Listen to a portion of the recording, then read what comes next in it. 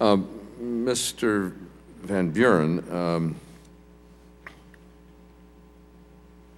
you have, I know, in talking with the Sand and Gravel Institute and with the Associated General Contractors, that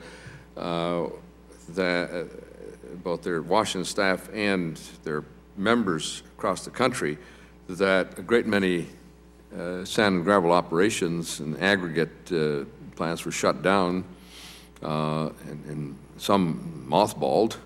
And when they heard about the stimulus, they said, well, maybe there's hope for us to come back, and they began to ready their operations. Some of those that cut back were then able to move their workers from part-time to full-time. Can you, as you heard Ms. Richardson earlier, ask GAO where they could quantify jobs saved as distinguished from jobs created, workers called back to work? Is there some way you can do that? Mr. Chairman, thank you for that question. I very much appreciate giving some input relative to this. From a construction worker's perspective, they work hour to hour, and day to day, week to week, month to month is not what they're looking at. They're really working hour to hour. That's what, as a contractor, as an aggregate supplier, as a bridge beam producer, that's what we can track. I'm not sure if I can genuinely sit up here and say that if I go hire a carpenter that used to work for another construction company 3 weeks before, but he was laid off, if I created a job or not.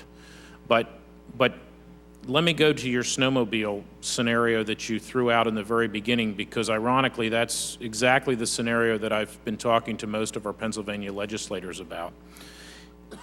Our construction in Pennsylvania is very seasonal, and the goal of every seasonal construction worker in Pennsylvania is to work to Thanksgiving, and then they're very happy. They've worked for 9 or 10 months, and then they're laid off.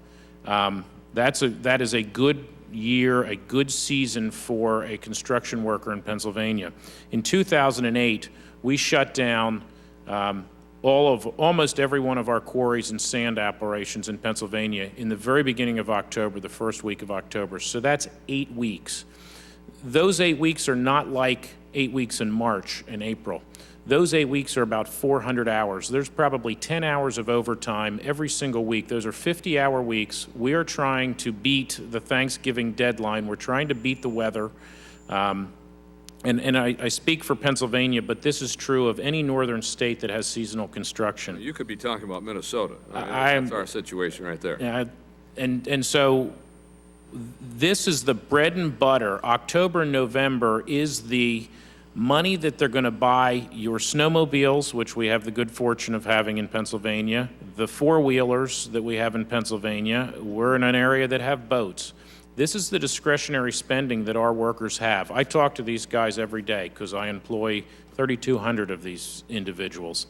And this is their discretionary spending that they're going to get. If they're laid off in October, there is no discretionary spending, and as I've said many times, it makes for some very unpleasant Christmas and holiday seasons because they don't have that money. They're not buying, I'm not trying to bring tears to anyone's eyes, but they're not buying the Christmas presents they normally would buy for their kids. Now, you can say so what, but in these small communities, I might have, in central Pennsylvania, I might have 20 workers from New Enterprise all living in Everett, Pennsylvania. Well, if they're not spending and buying 2 or 3 four-wheelers, a big four-wheel drive truck, a boat, a ski-doo, and a snowmobile, that's the trickle-down effect. And so I'm not pushing that money back into the economy. If they're on unemployment, they're scraping every penny they have to make their mortgage payments, buy food. They're going to start their winter layoff cycle a heck of a lot earlier. They're probably going to run out of benefits in March, which last year we had to actually extend benefits gratis on New Enterprise for about 20 workers because the stimulus was coming. We didn't want to lose them to any other industries.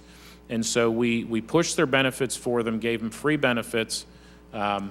up until we were able to call them back in May and June. And as a company, we can't do that every year, but we knew the stimulus was coming. We knew there was going to be work, and so we were able to look that far forward.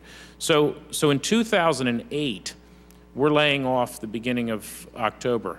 This year, our layoff was about, on average, 6 or 8 days before Thanksgiving. So with the stimulus dollars, we were able to leave the quarries open, have the hot mix plants hot, and have construction workers that are in the market segment of where a lot of the stimulus dollars went in Pennsylvania, which was the bridge rehabilitation and the asphalt programs.